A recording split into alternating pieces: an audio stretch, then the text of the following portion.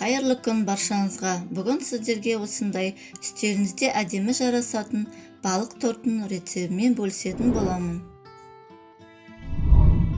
Алдымен балықты жуып тазалап аламыз. Менде карась балығы.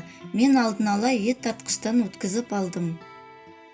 Енді балығымызды блендерден жақсылап өткізіп аламыз.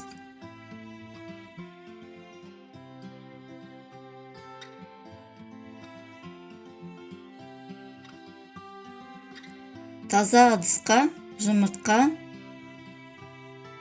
сүт, шекер және тұз салып, венчикпен араластырып аламыз.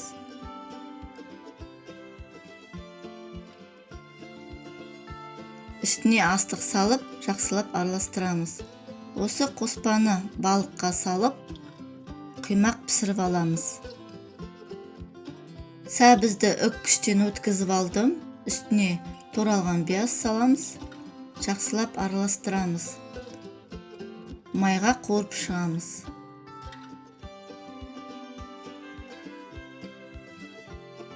Таза ыдысқа майонез, йогурт,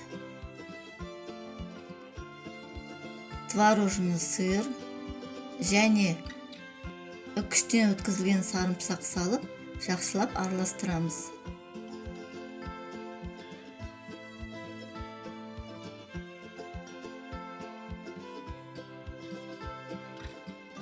Піскен құймағымызды жинап шығамыз. Бірінші үстіне ірімшік салмасын салып, жағып шығамыз. Шамамен 2-3 қасықтай.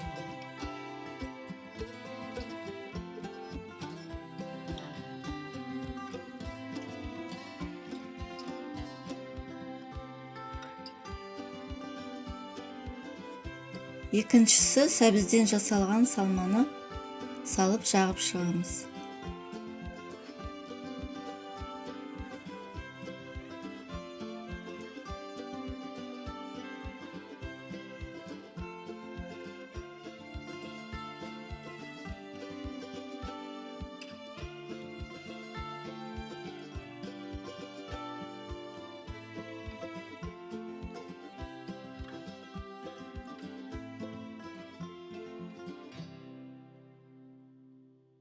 Тортымыз дайын.